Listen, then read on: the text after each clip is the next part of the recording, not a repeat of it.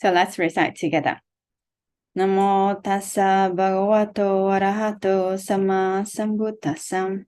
Namo tassa bhagavato arahato sama sambuddhassa. Namo tassa bhagavato arahato sama sambuddhassa. Homage to the Sublime, the Victorious, the totally self-enlightened one.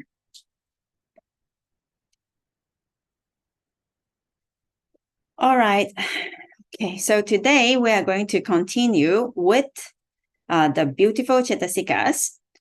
So in chapter 1, we have already seen the 81 or 121 kinds of consciousness. And now in chapter 2, we are looking at the 52 kind of mental factors, those ingredients, let's say. So we have seen the ethically variable ones, those that ethically variable, meaning they can associate with kusala as well, with akusala as well, with resultant, and also with functional chittas. They can associate with both. And then we have seen the unwholesome ones, and today we're going to see the beautiful ones. So last week, as an introduction, I was saying that we are going to make something sweet, something nice. Let's see how kusala chitta, a wholesome consciousness, is made. In the example, say it is a strawberry pie. So the chitta itself, it's always accompanied by mental factors, right? Chitta and Cetasikas always arise together. So we have the group that must always arise together is it is the ethically variable universal ones. So those are like water or flour. Then the flavor actually doesn't really come from there. They have a very important function. Without them, the chitta will not function. But whether it tastes sweet or tastes salty, it depends on other ingredients. So then those are the universal ones. And then we have the occasionals. So sometimes they can go into the recipe and sometimes they don't, depending on the dish. Now, if this is going to be a beautiful chitta, then it must associate with the beautiful universals. So that means that there is a group that arise, a group of Cetasika that arise with all kinds of kusala chitta, or actually not just kusala, but also beautiful chittas. Okay, then we have also another group that's called the beautiful occasionals, meaning that sometimes they can be there, sometimes they cannot. They can be not there. So these are the ingredients of kusala chitta. So just to make sure that everybody understand that wholesome chitta, it must always arise with this one and this one at least, these two groups. And then there is actually a lot of this that also goes there, and then sometimes with this one. And of course, the chitta as well. No, so actually, many we are dividing them into not dividing them, but we are separating them and looking at them one by one to see their characteristic, like their functions and how are they, in order to have a better understanding. But we must understand that they all arise together at the same time in the same chitta. And then they stay together and then they pass away at the same time. Yeah. Okay. So whenever we perform any kind of good actions, it can be dana, it can be observing sila, and it can be practicing samatha meditation, vipassana meditation. Then so all this, when we are doing good, when there is a wholesome mind, then kusala chitta arises. And whenever kusala chitta arises, it always arises together with Sobhana Cetasikas. So beautiful mental factors that assist the chitta in performing the task. Yeah. Okay, Edith, yes, you have a question?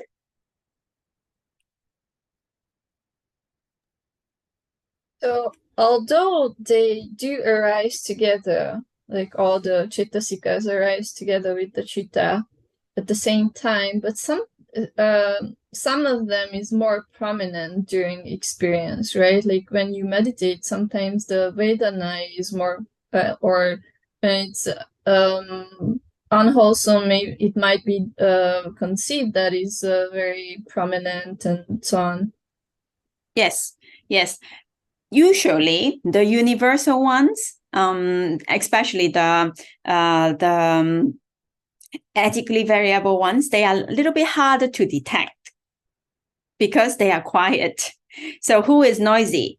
The akusalas, no? Let's say. So if let's say an akusala citta, let's say if it is a dosa mula citta, the anger or fear, it is so prominent that of course we recognize them immediately because they are the noisy ones, no? But then the attention and then the one-pointedness or even the jivitindriya, we almost never notice them. But we know that they exist, right? Because their function is more subtle. They support the citta to do its function. But in this case, akusala citta, so of course it's still taking the object with aversion, no? Because the whole thing is an akusala citta, no? Because of the dosa that is associating together. So you're right. We can know sometimes Vedana is stronger. Is more not that it's stronger. It's more noticeable. It's easier to detect, and sometimes if it is kusala, let's say when we feel metta, then we feel the loving kindness, and it is easier for us to detect. Yeah. Yeah, that's why I was asking, because all the mindfulness practice is based on like what's prominent, what is apparent to me, right? Yes, exactly. We don't have to know every single one of them. We have to know the prominent one, and then we have to just to know that at this moment, this is present.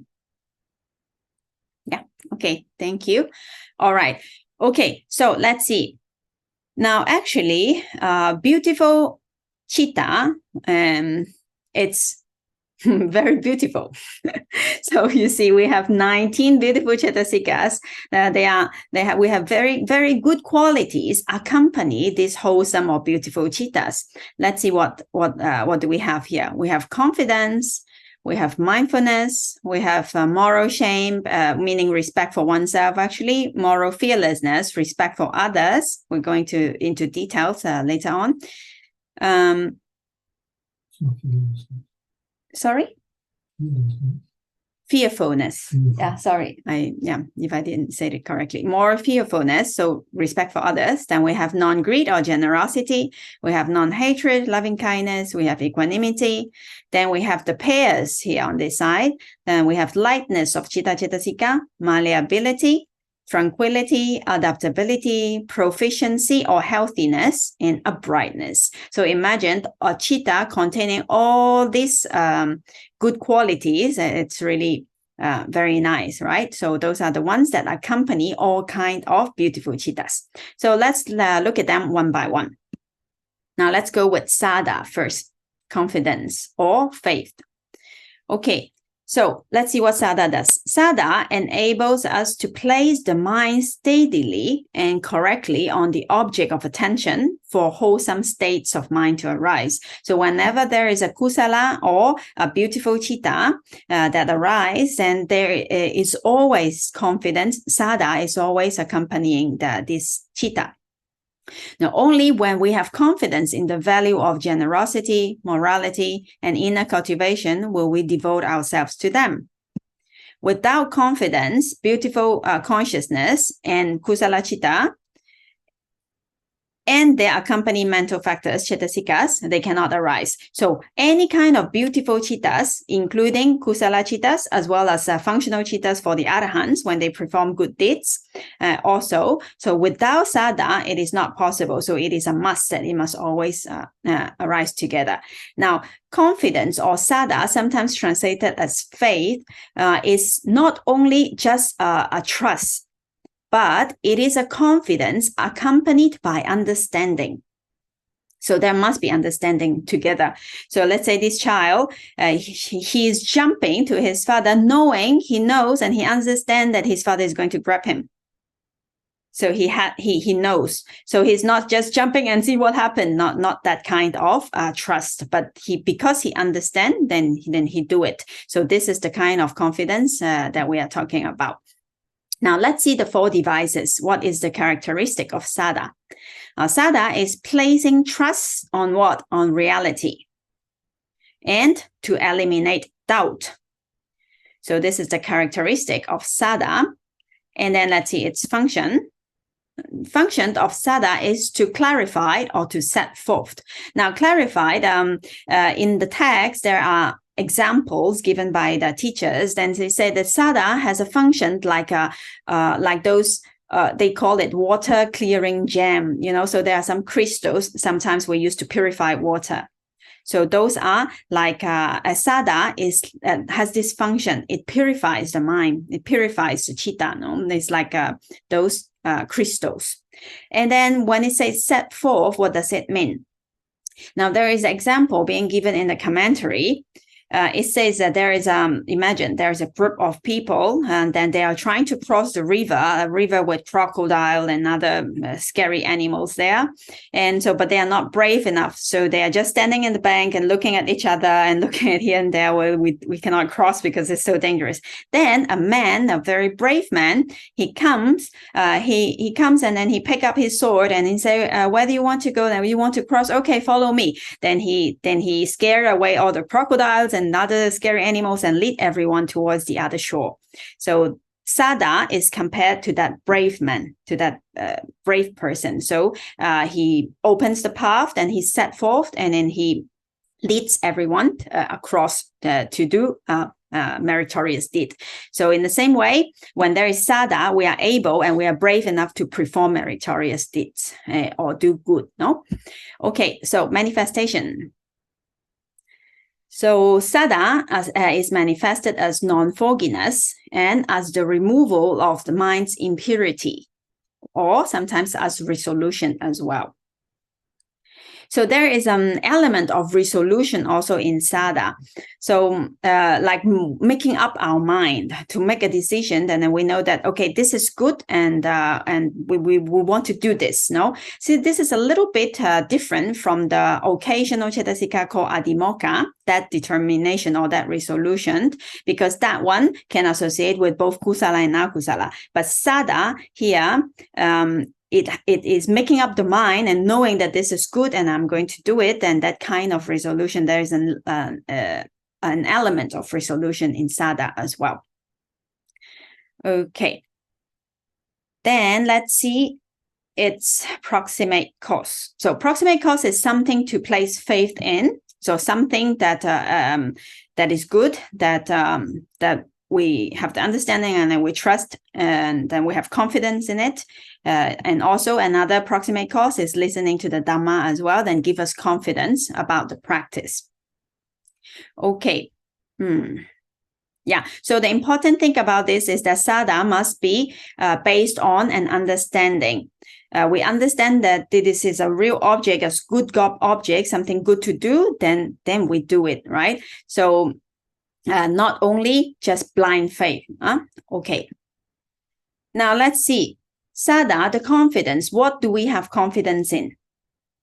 So there are many things that is possible here. For example, in reality and how nature works, confidence in oneself that it is possible for us to do good, possible for one to practice. And then we have also Saddha in our teachers and in the Buddha. And then we also have Saddha, confidence in the teachings, the practice, and as well as our potential. So this is the total opposite of doubt. When there is doubt, then we are not sure about anything. So Saddha is the opposite of doubt. Now here you may ask, then if we are talking about a universal, beautiful Cetasika, then this is also a very important point. Then this Saddha can only, it arises with all Kusala Chittas, right? So sometimes some people, they might not know the Dhamma, they might not know the Buddha, but they do good. So that means Kusala Chitta also arise in them, right? So in that case, that doesn't mean this Saddha, this confidence, doesn't mean that it only have to be confidence in the Buddha, in the Dhamma, and in the Sangha. Not only that. So it is broader in this sense, because those who doesn't even know the Dhamma or the Buddha, they also do good. So when they do good, what do they have confidence in? They have confidence in the goodness itself, right? So doing good is good. So this saddha, in those cases, it arises also together with that beautiful cetasika. So not only a Buddhist can do good, right? Obviously. So this is why it is also associated. I mean, when it is function, when it is associated with all kinds of beautiful cittas. Okay, so saddha must always be balanced especially with panya, with understanding, because if not, then we have too much saddha, and then we believed in anything that people tell us, then in that case, then it is dangerous. It can become blind faith. But if we have too much like thinking and too much skeptical thoughts in that case, and too much, we cannot actually say too much panya, because panya, wisdom, suppose it cannot be too much, But then if it becomes skeptical thinking, that it needs to be balanced with saddha, with faith, and with understanding. Yes, Edith? Would confidence in God be also wholesome? It depends.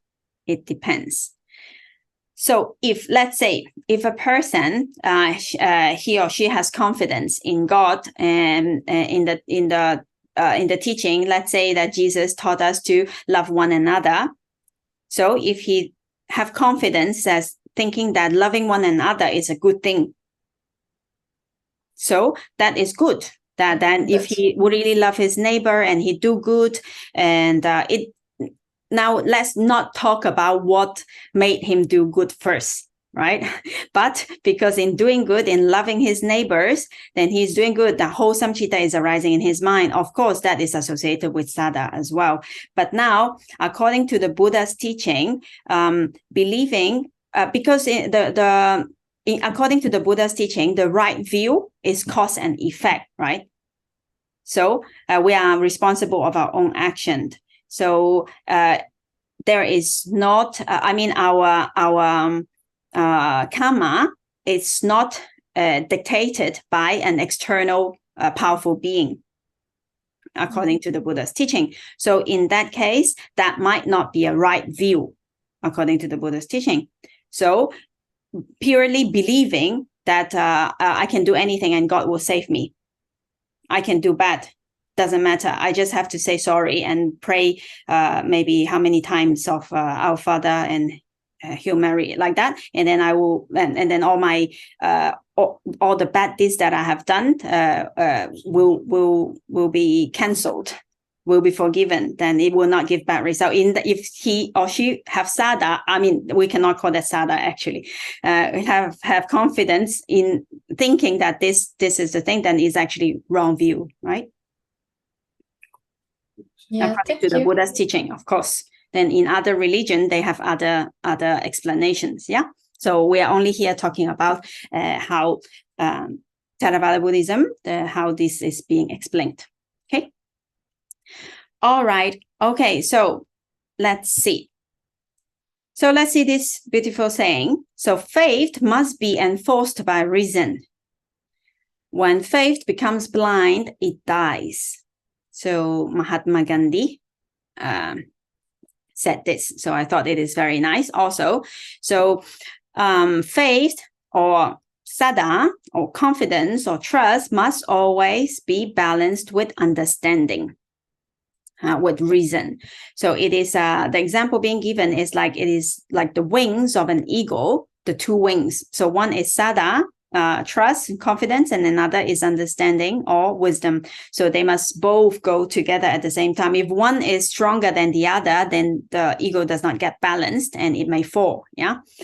Okay. So this we have actually talked about it many times, but it is good, something that good to repeat also and to remember. And so the five faculties are five friends. Although we have five hindrances, the five obstacles, but we also have five friends, right, that help us in our practice. So we have saddha, faith or confidence, and we have panya, the five faculties. And this is also called the indriyas, yeah. So wisdom, and so saddha and panya is to be balanced. like the two horses in a chariot. And then we have samadhi, concentration or stability of mind, which is to be balanced with viriya, with effort. And then the charioteer, which is sati, so mindfulness. So without mindfulness, we will not even know whether the saddha and panya is being in balance, samadhi and viriya are being imbalanced or not. So sati is important, and then it is said that sati can never be too much. So it's really here is really like the key.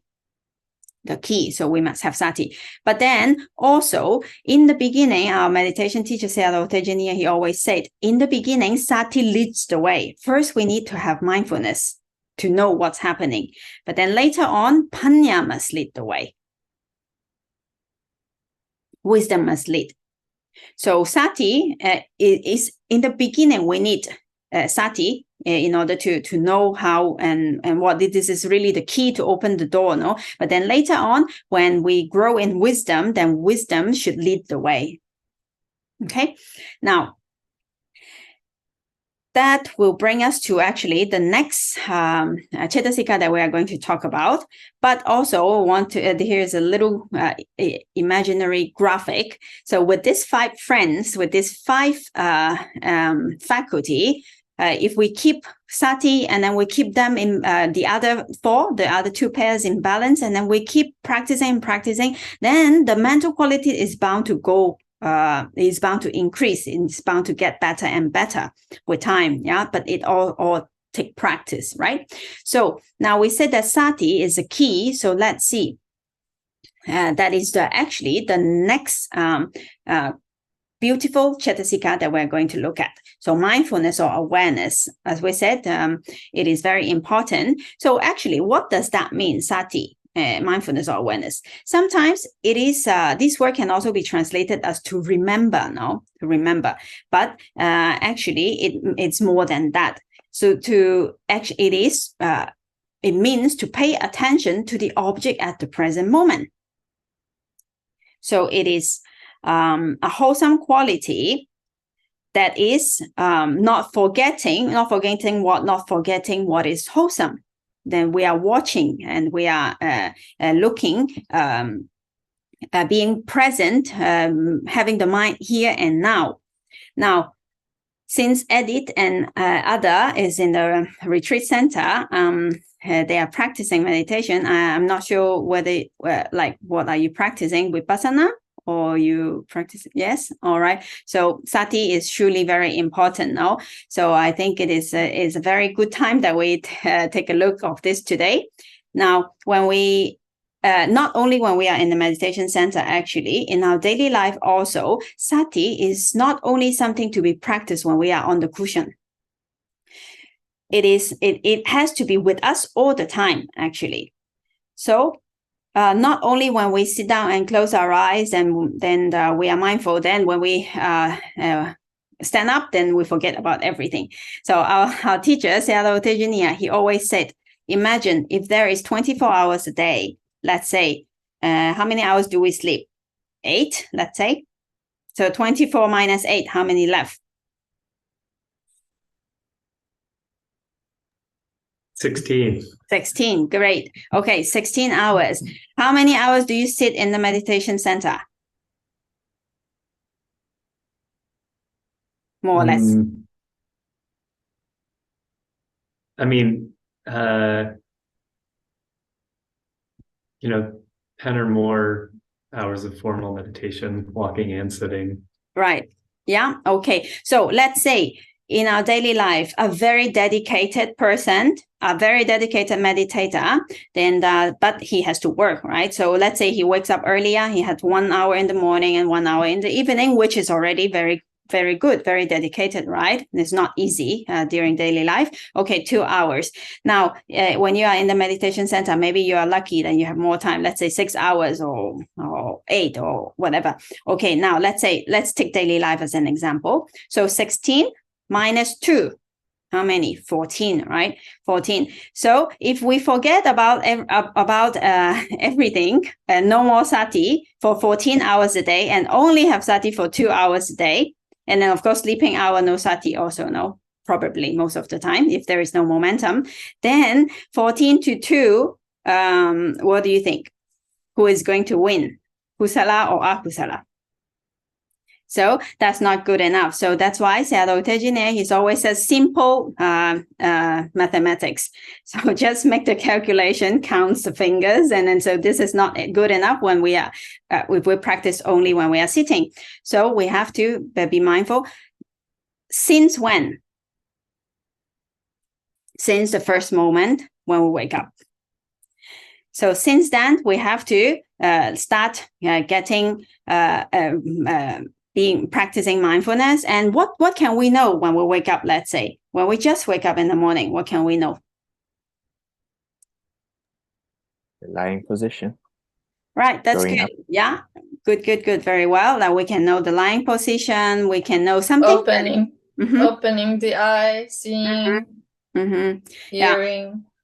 Yes, hearing and all this. So, yes, I think opening the eye might be a very advanced meditator. Maybe can do that, because usually when we just wake up, when we just open, it might not be so easy to immediately be mindful at that very moment when we open the eyes. So, but we can get there. Sometimes if there is momentum, if we keep practicing and practicing and practicing, sometimes even in the dreams, we can even remember about the practice and about actually, we don't have to do anything. The mind runs itself when there is momentum. Anyway, so thank you for your input. So we can be aware of our lying positions, of the sound. That is obvious. Sometimes if we use alarm, then that is obvious. And then we have also like the opening of the eyes, the moving of the body, and anything. Yeah. So this mindfulness can be, later on we will talk a little bit about that also, anything that is present in the moment. So what we mentioned right now is more physical, but we can also be aware of how am I feeling at the moment. Right? So we can all know the mind and we can know the body. So after we wake up, then let's say we brush our teeth. Is it possible to be mindful? Brushing teeth? Right. Yes, possible, right? How about taking a shower? Possible, no? So we can know the water, the temperature of the water. How is the mind feeling? Is there any Alobha or just a little bit more hot water, a few more minutes, it's feeling so good, or like anything, no? So it is possible to know. Then how about if we have to make some breakfast? Can we be mindful when we are cooking, cutting, doing anything? No, it's possible, right? Then how about this? This is difficult. Yeah. All right. So it is also possible. So it is good practice, actually. Then that we can know, let's say we get a message, like how are we feeling? What is our reaction towards what the other person is saying? Like, am I very eager to reply right now? I must do it right now, or I can calm down and then I can slowly do it. Or like, what is the touching feeling of the fingers? And so there are many things, and actually everything can be practiced, right? Okay, how about let's say now we are going out to work. Possible? Driving, possible, right? Now, talking about driving, we have, when we are trying to practice during driving, please everyone be careful when you're driving. Okay, why do I say so? Because sometimes if we concentrate too much, then we can't actually lost awareness to what's going on outside if we pay too much attention inside. So this is a good practice too. It must be, let's say, depending on the task. Sometimes our teachers say that some tasks can be like 50-50. So don't put your whole attention onto what you are doing outside. Have you ever seen someone watching TV like that?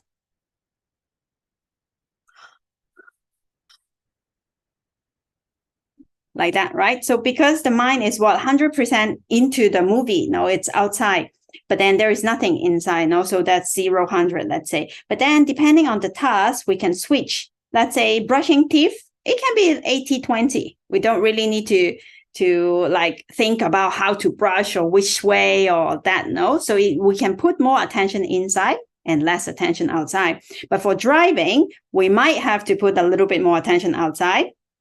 And let's say, 70, 80, I don't know, it depends on each person. But also keep a certain amount of awareness inside. No. Now, also, Saddhā Tejaniya, he also mentioned that there was one time a yogi told him, he says that, Saddhā means teacher, no, in Burmese. Says, Saddhā, when I'm driving, like all drivers, they know that car is coming. When a car is coming beside and it's turning, everyone knows, all driver knows. So can I say that all driver, it has awareness?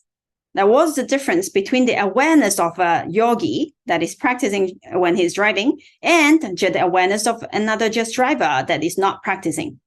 What's the difference? What do you think? Because what do we know? We know the car is coming. We know the traffic light is red or green. So other people also know. One is automatic. The mind does not necessarily have to be there.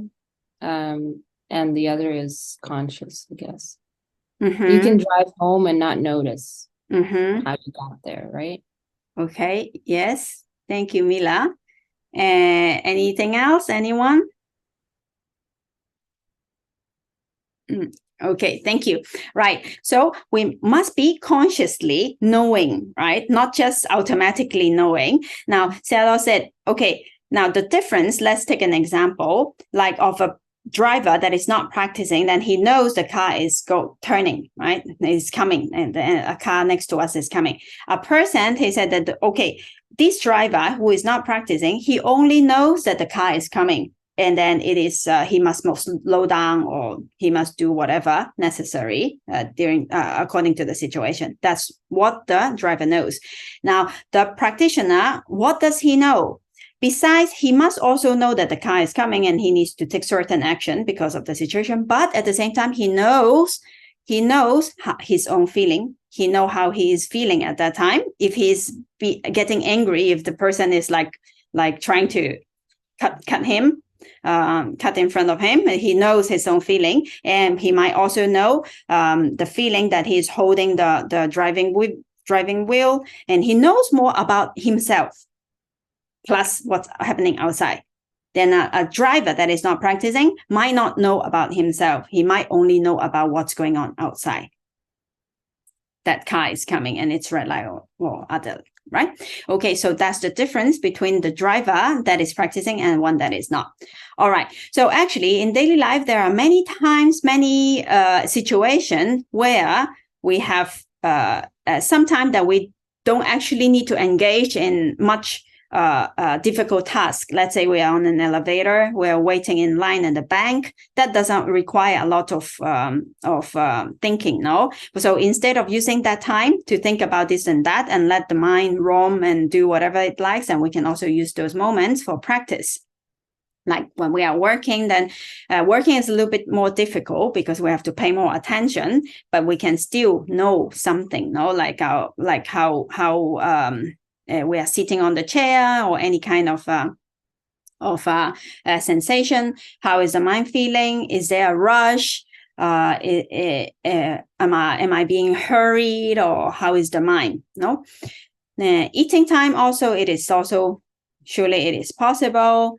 Then when we are keeping silent or when we are talking to someone. So actually, anytime, any place, as long as we know what's happening at the moment, when we are relaxed or when we are busy, anytime, it is possible to practice mindfulness. No, so why is it important to practice mindfulness all the time? Then we already made the calculation, because otherwise, if we don't accumulate more mindfulness time, then we will not be able to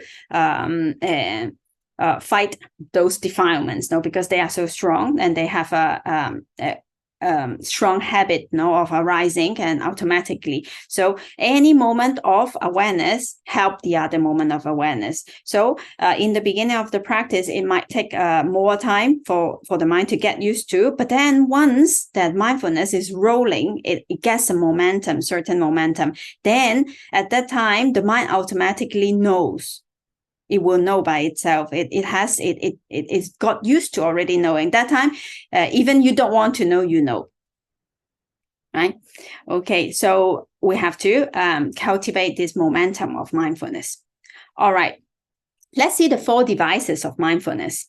Now, the characteristic of mindfulness is non-wobbling, not floating away from the object, meaning that it is staying strong like a stone on the object. It's not going anywhere. So it is with the object all the time, and not like what? Not like a pump in water. If there is no Sati, then the mind is like this monkey. And this monkey mind, all kinds of thoughts is going to play with this mind that is floating. So this pumpkin in the water is actually an example from the text, and I found this video and I thought it was interesting, and also with the monkey minds there as well. So it's non-superficial, not flowing only in the surface, but like very grounded, like a stone. So this is the characteristic of Sati. And let's see what is its function. Now, its function is the absence of confusion or non-forgetfulness, not forgetting what is wholesome, not forgetting what is good. Yeah. So Sati is manifested as, here says guardianship. So it's like a guard, like a safeguard. So when we put, you see like those palace, mansions, or like any building, there is sometimes like a guard there, no? So what does the guard do? The guard protect the building or the mansion from unwanted animals, unwanted people, the unwanted visitors, right? So in the same way, Sati guard the mind door from unwholesome mental states from entering the mind. So we have 6 sense doors, right? So Sati act as the guard for not letting unwholesome states enter the mind. So sometimes we may say it also like a gatekeeper. This gatekeeper we may understand as like this kind of gatekeeper, or even this gatekeeper. So gatekeeper from, we have to catch all the goals that are coming, those Lobha, Adosa, and Moha. Right? Okay, so if our guard is like this, what's going to happen? So all the mental defilements, it's going to come in, like if the guard, the Sati is sleeping all the time. So there is no one at the home, no one guarding. So for sure, this Lobha, Dosa, Moha, it's going to have go. And at the end, what? Or suffering, right? Okay, so without mindfulness, it's like the guard sleeping, all the pumpkin floating on the water, and wherever the current brings, the mind just goes there. No? Okay, so why is it important to have a guard? Because this guard, it protects the mind from these mental defilements, from the disturbance of the mental defilements. No, so all these unwholesome states are the direct opposite of sila, right? Of generosity, of kindness, integrity, honesty, of all this good quality. And why do we want to keep the mind in the neighborhood of the good quality? Because at least sila is the basis of our practice, right? In order to progress in the path, first the basis, the foundation must be good, sila must be good.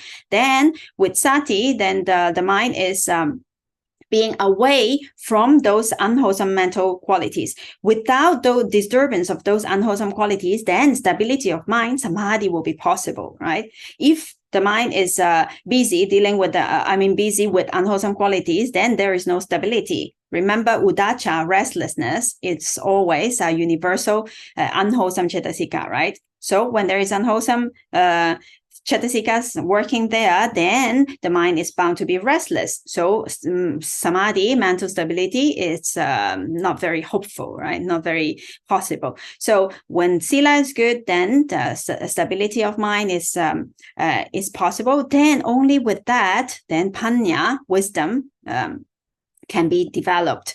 And if with this sati, with the door key to the door for practicing, and that is eventually, that will lead us to the final goal. Now let's see the approximate cause of sati. That's the last one that we haven't seen yet. So strong perception. Here it says tira sanya. So this one, strong sanya, help us to remember things. No? So this is also approximate cause, not forgetting what is good, not forgetting that we have to do wholesome deeds and to practice all these things. And or the four foundation of mindfulness is also approximate cause. So why do we say the four foundation of mindfulness here? It's because, as we said, one moment of mindfulness is going to contribute to the next moment of mindfulness and another moment of mindfulness. So there are more and more moments of mindfulness. So therefore, here we say the four foundation of mindfulness is also approximate cause for more sati to arise.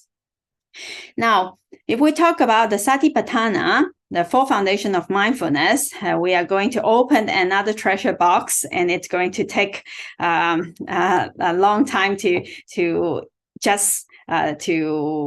try to study or understand it. So here today we are not going to talk very much in detail. It's just going to do a very, very brief introduction.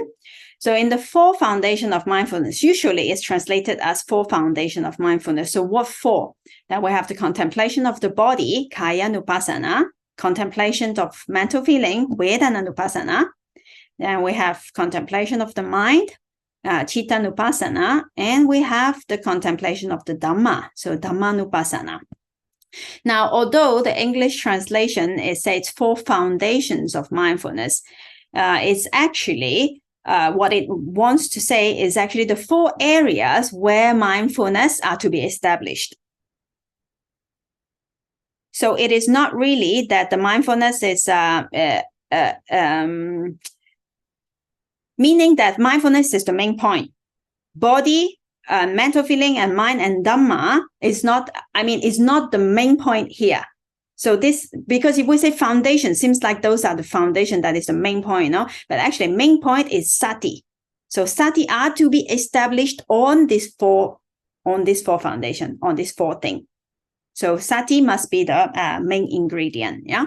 Okay, so we can know what we can contemplate on our body, the body, which include here, it can include anapana, the breath, it can include body sensations, and also there are mental feelings, vedana, pleasant, unpleasant, or neutral.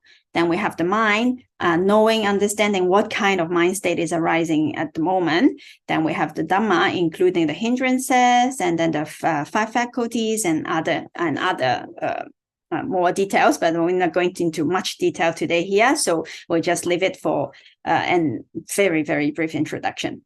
Okay, now in the Mahasatipatthana Sutta, it is actually mentioned that this is the only way for purification of the mind of beings, for the overcoming of sorrow and lamentation, for the disappearance of pain and grief, for reaching the noble path, for the realization of nibbana, namely the four foundations of mindfulness. So it is important here, this practice. So with mindfulness, that leads to samadhi and panya. So eventually leading to the fulfillment of the Noble Eightfold Path and the realization of nibbana. Okay.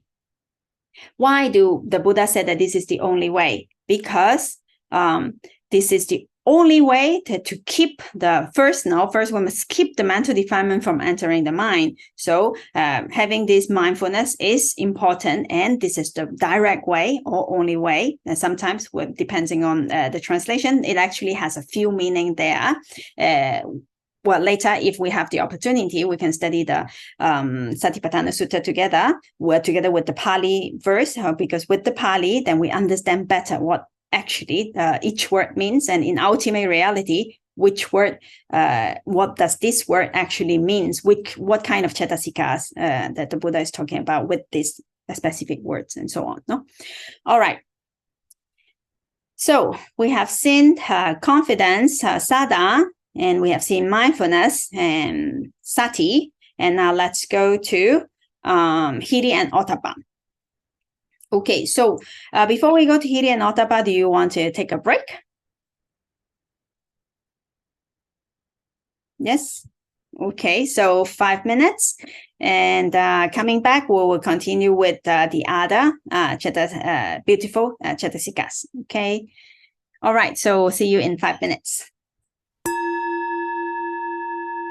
Okay, so we have finished Saddhā and Sati. Now let's go to the next two, Hiri and Ottapa. Now, Hiri and Ottapa is translated as moral shame and moral dread, and sometimes as moral fearfulness. So let's see what it actually is. Well, what they are, actually. They are two different Cetasikas, but they always arise together, right? So Hiri and Ottapa are shamed and fear of doing wrong deeds through body, speech, or mind. So previously, we have already mentioned that there are three types of actions: bodily actions, verbal actions, and mental actions. So Hiri and Ottapa is the feeling shame or fear. Fear in this case, not akusala fear, no, but rather like not wanting to do wrong deeds through these three actions. Now, these two states are called by the Buddha the guardians of the world because they protect the world from falling into widespread immorality. So why is it so? Remember the universal akusala cetasikas. We have this pair, ahirika and anottapa, right? So moral shamelessness and moral fearlessness. So without respect for oneself and without respect for others. So with these two, then the world can really be chaotic. So the opposite of this, Hiri and Ottapa, then the Buddha said that this is actually like the guardian of the world. So just a little image of the guardians. Okay, now let's see the four devices. The moral shame, Hiri, the characteristic of Hiri is the disgust at unwholesome actions. That's easy to understand. And the function of Hiri is not doing evil, to prevent the mind from doing evil, unwholesome deeds. And it's manifest as like the shrinking away from wrongdoing, from evil deeds. And its proximate cause is the respect for oneself. Now, Ottapa, the pair, moral dread, its characteristic is the dread in regard to unwholesome actions. And its function, again, is not to do evil deeds. And manifested as shrinking away from evil. And its proximate cause is the respect for others. So if we compare the two, then we see that the only difference is the first one, characteristic, and the proximate cause, which is one is disgust and another is the dread from or at the unwholesome, in regard to unwholesome actions. And the cause being respect for oneself and respect for others.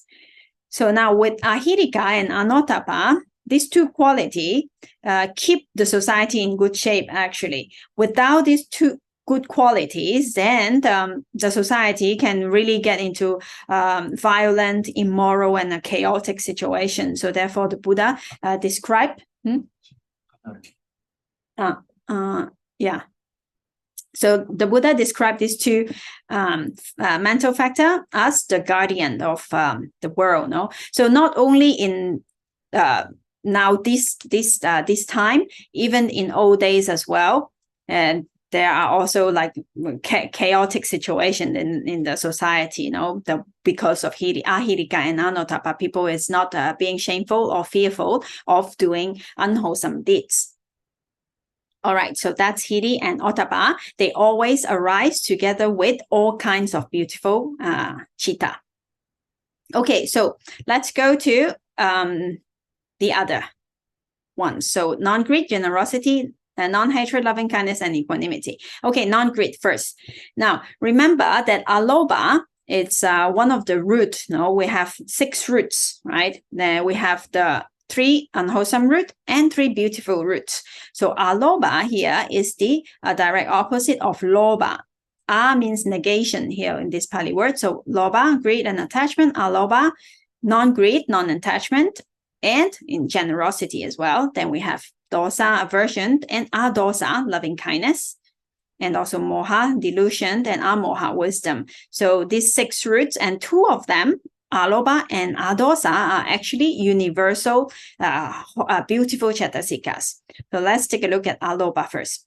Non-attachment. Now, the characteristic of non-attachment is the mind's lack of desire for or the non-adherence to the object. So like a drop of water on a lotus leaf. This is the example, very beautiful example given in the text. Have you seen the lotus leaf? Like they have these little tiny hairs on the leaf, like when water drop on it. So it really, like the drop really stay like a drop, and then if you just hold and it just fall out, it does not stick to it. So it's very beautiful example of to show how Alobha is the non-attachment. It does not stay on the thing, on the object, it just slip away. Now the function of Alobha is not taking hold and non-clinging, not clinging to things, to the object. And manifestation as detachment, not attached to whatever the object may be. And its proximate cause is wise attention on the object. Now, Alobha, this non-attachment, it can be felt like the difference between that when we are holding something attached, like with a clenched hand. Like we're holding on to something that's like attachment, how attachment feels, no? So Alobha is the direct opposite of it. So it's like the letting go of things. So it's really light and relief, no? So with the repeated exercise of letting go with Alobha, then the mind gradually becomes calmer and more peaceful. So imagine, like on the journey of our life, we're always carrying so many things, no? So anytime we manage to let go of something, ideas, things, assumptions, expectations, whatever it may be, we feel relief, right? So this Alobha has this characteristic of non-attachment. Now, it's not only that it does not attach to something, but is not only the absence of Lobha, which is the opposite of Lobha, no? But it also actually has a positive virtue to it. So such as generosity and renunciation. So Alobha is not only without Lobha, but it is also generosity and renunciation, the positive side of it. Now, Venerable Ajahn Chah, he says, do everything with a mind that lets go. Don't accept praise or gain or anything else. If you let go a little, you will have a little peace. If you let go a lot, you will have a lot of peace. And if you let go completely, then you will have complete peace. So letting go give us non-attachment, give us peace of mind also, no? All right, so let's move on to Adosa, non-aversion or non-hatred. Let's take a look of the characteristic of Adosa. Now, the characteristic of Adosa is actually the opposite of Dosa, no? It's the lack of ferocity or of non-opposing. So the example being given is like the characteristic of Adosa is like a very agreeable friend, and like that kind of agreeable feeling. Now, the function of Adosa is to remove annoyance or the fever of anger. So when we are like angry, when there is dosa, since the mind is like having fever, no, like it's hot and like that. So Adosa remove this annoyance or the fever. So the example being given is like sandalwood, which has a very agreeable odor, and it is also said to have this medicinal property of curing fever also. So that's why this is being given as an example, like sandalwood.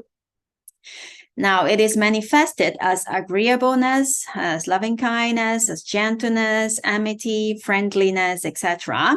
Just like the agreeable moon and a full moon day, like very pleasant to look at, no? Okay, so the proximate cause is wise attention of the object. Now we say that Adosa, it can also be manifested as not only just as agreeableness, but also as Mettā, as loving kindness, friendliness, and gentleness as well.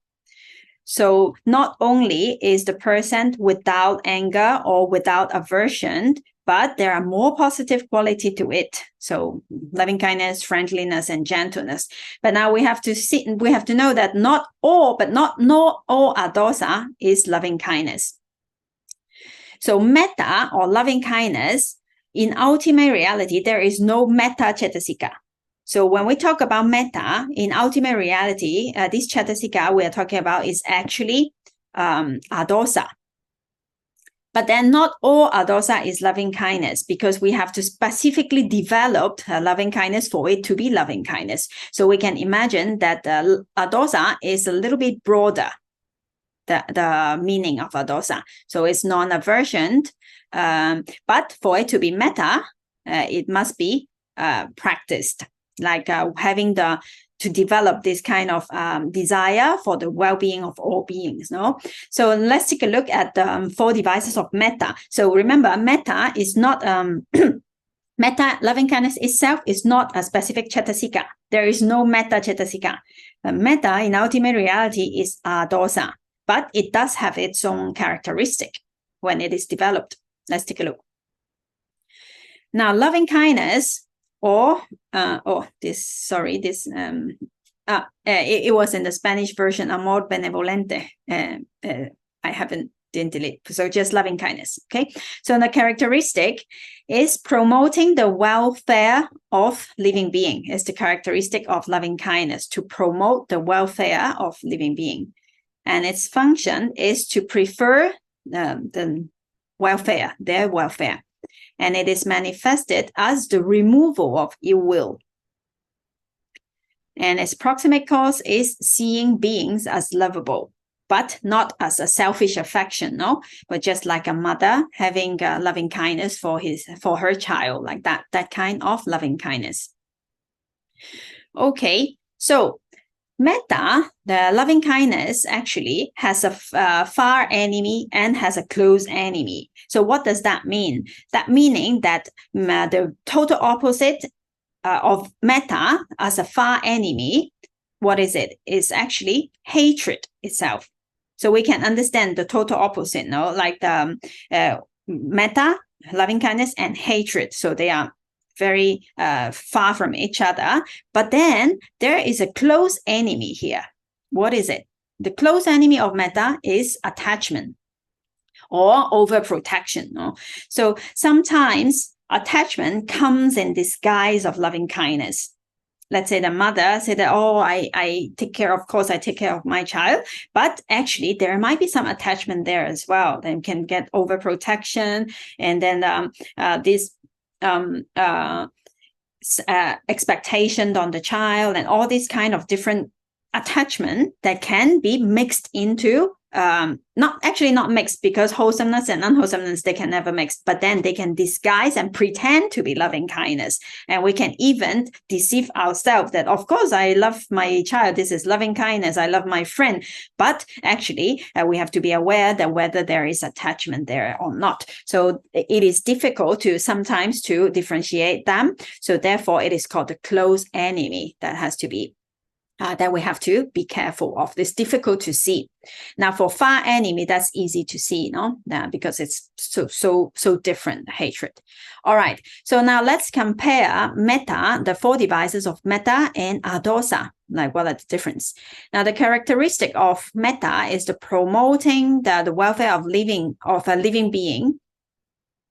Now, while the characteristic of Adosa is the lack of ferocity, of non-opposing. So Mettā is a bit more, is the desire for the well-being of the other living beings, not of others. Its function is to prefer their well-being, while Adosa is to remove the annoyance or the fever of anger. And manifestation, removal of ill will, or manifested as agreeableness. No. Now, this proximate cause of metta is to see beings as lovable. Like when we practice metta, then we see other beings as lovable, then we wish them well, and may you be well, happy, and peaceful, like that kind of thinking is the proximate cause for loving kindness, while the proximate cause for adosa is wise attention on the object. Okay, up to here, everybody okay? Yes, all right. So let's continue with another one. It is her hand raised. Sorry? I just wanted to hand say raised. that Thank you. Yeah, sorry. That it has to be very similar with Sati as well. Like the Sati is universal, beautiful, but it still has to be developed, right? Like if I mean, in a normal kusala, I assume it's like lower standard of Sati, and then in with development, it's stronger, I guess. Yes, of course. Yeah.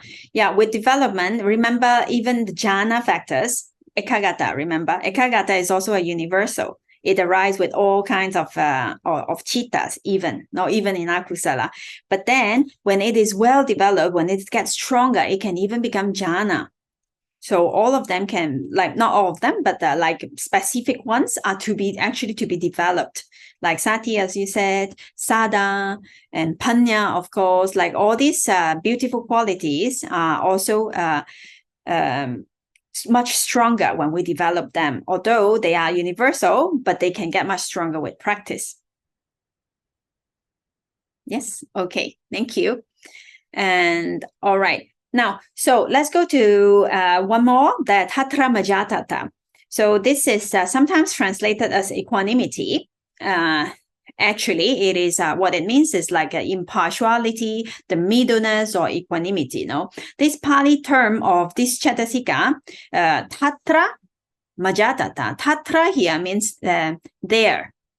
So there here actually means among all the Cetasikas. And then Majjhattatā is the middleness. So it is the impartiality, then it is neutral, which is in the middle, and it does not fall into sides. Sides are not to this side or not to the other side, but it is neutral, being impartial.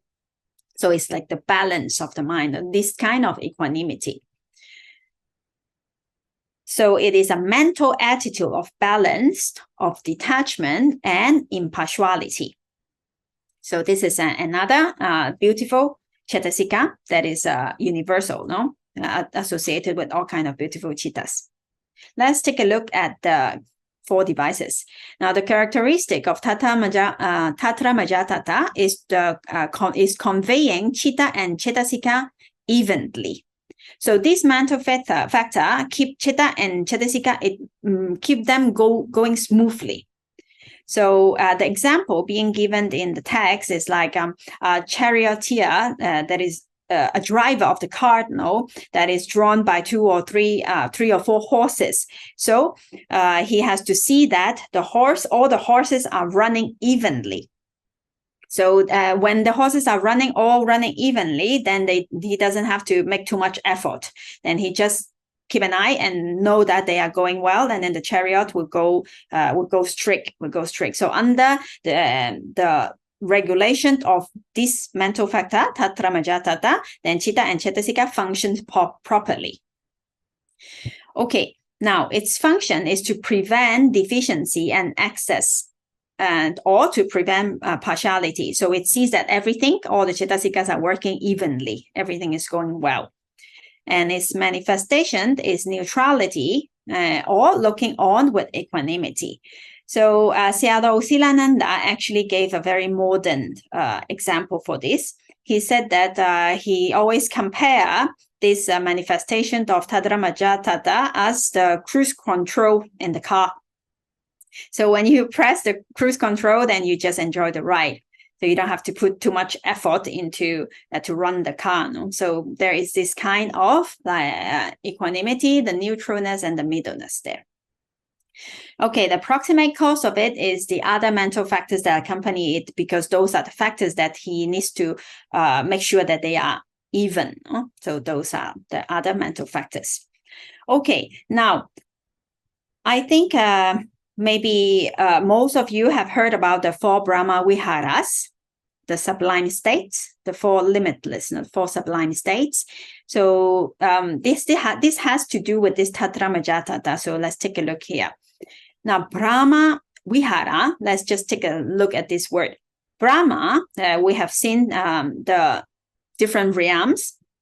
Now we have 16 5 material planes and 4 non-material planes. No? So those beings that are reborn there are called Brahma.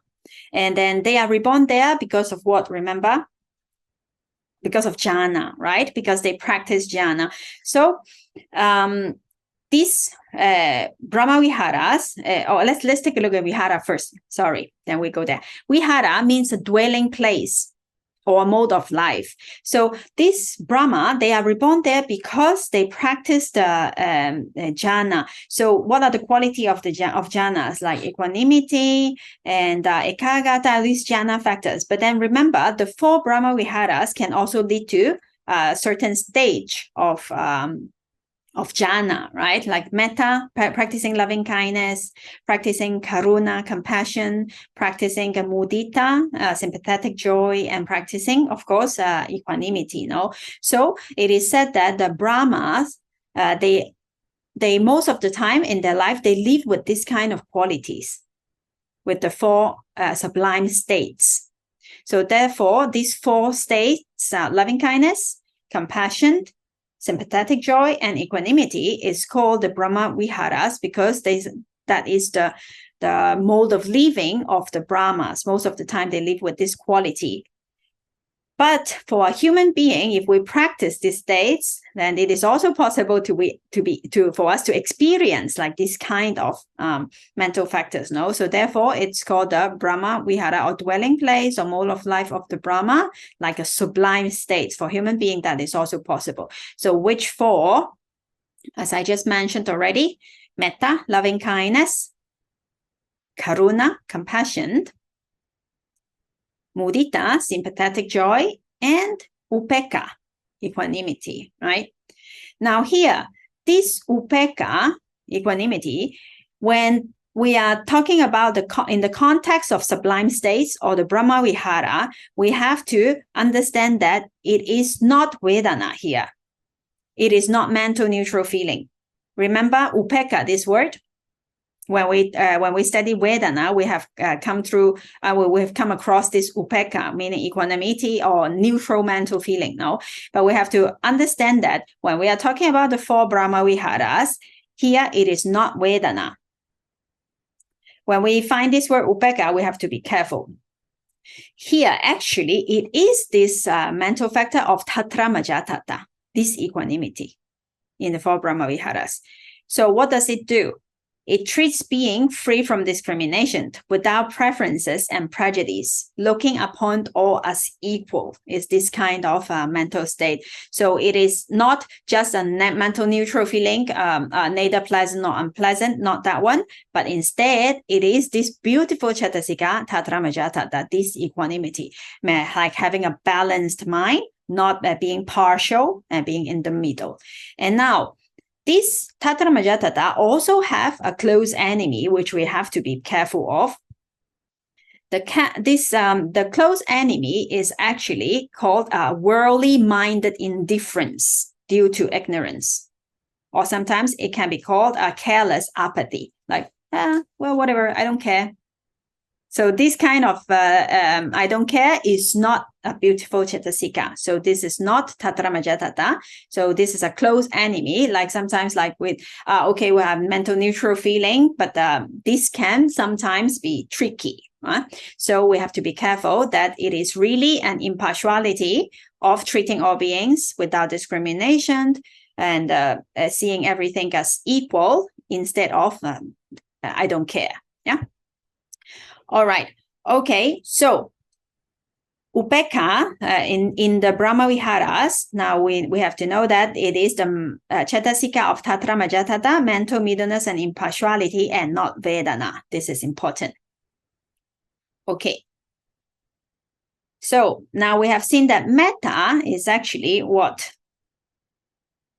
Cetasika of Adosa, no? And equanimity is what in ultimate reality? Tatramajjhattatā. So these two Cetasikas for these Brahmavihāras. Okay. All right. So we have finished with Alobha, Adosa, and equanimity. Now it comes the pairs. So let's see. Maybe it's too much information. Should we stop here? How is everyone feeling? Now we still have like 30 minutes. If you have questions, maybe we can answer questions, or if you prefer to continue, then we can also see the pairs, but I don't want to give you too much content, and then sometimes it's difficult to digest. So what does everybody think? Let's stop. Yeah, okay, let's stop. Okay. Yeah, otherwise if it's too much content, sometimes we forget, and then we cannot digest what has been said.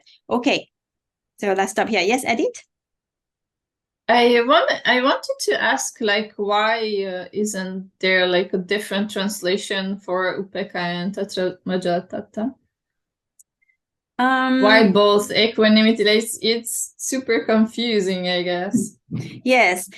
I guess translation is something difficult actually, because I think, correct me if I'm not, if you know some English words that is equivalent to Tatramajjhattatā, because I'm not a native English speaker. So my guess is that there is not an English word that is easy to convey the idea of that impartiality or that feeling of balance, like one word that say all about that maybe translators find this equanimity a good word. Actually, it is also equanimity, right? It is also not falling into size, and also staying in the middle, being equanimous and like that. But I guess there is just not this concept exactly as how the Buddha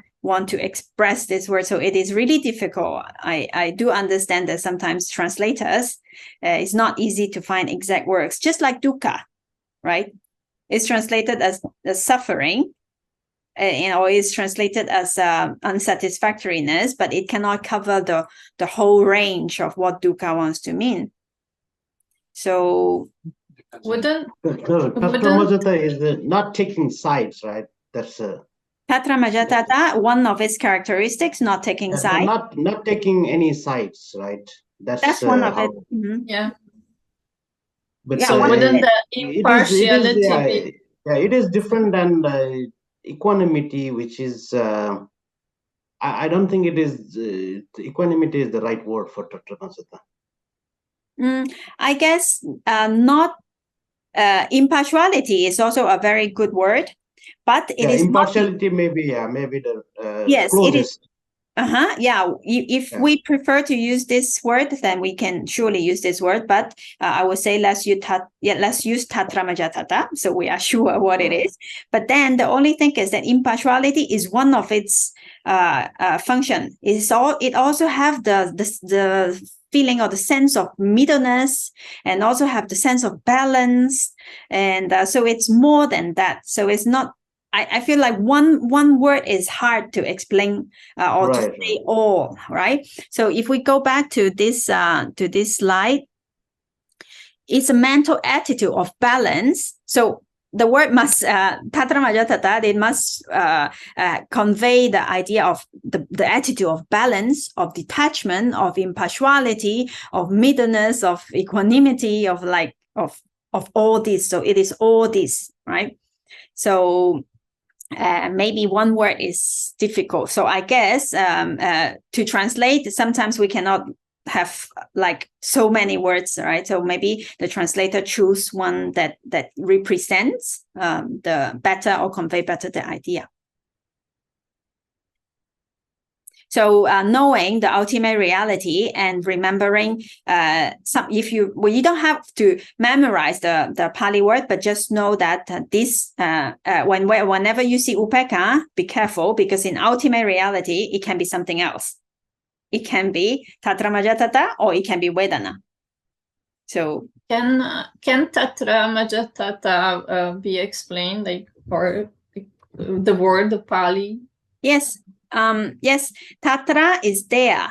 Majjhattatā is in the middle. So they're in the middle in a way. Yeah. So they're in the middle. Where is this there? So this there meaning among the Cetasikas.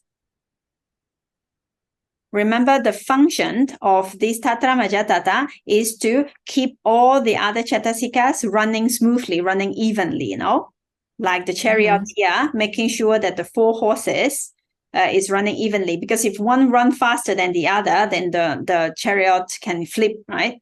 So the work of the Tatramajjhattatā of equanimity, or there in the middle, meaning that among the Cetasikas, it is in the middle among the Cetasikas, making them even. That make sure that all run smoothly, all run together. Doing their own function properly. So that's the job for Tatramajjhattatā also.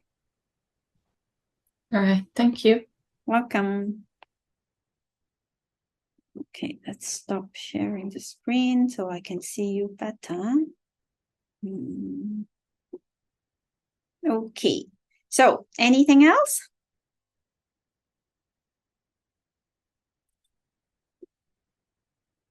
No? Okay, so if there is no questions, that we can stop a little bit earlier today. And next week, we will continue with the pairs. Now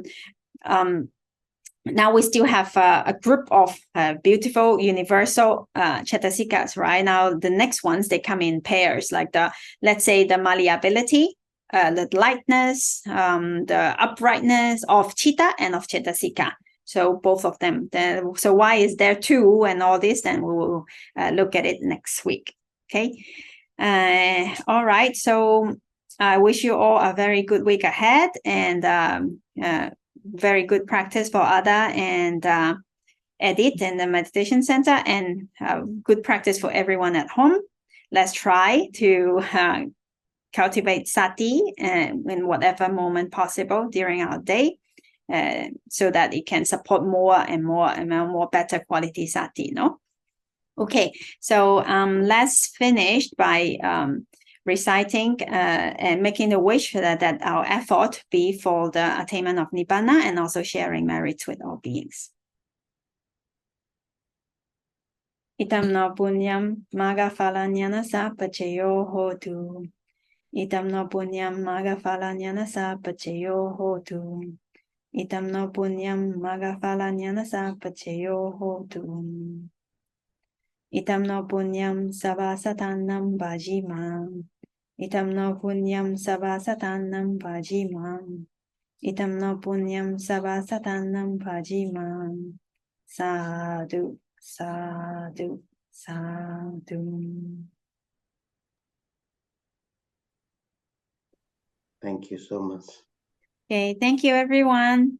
See you next week. Thank you. Thank you. Sadhu. Sadhu, sadhu.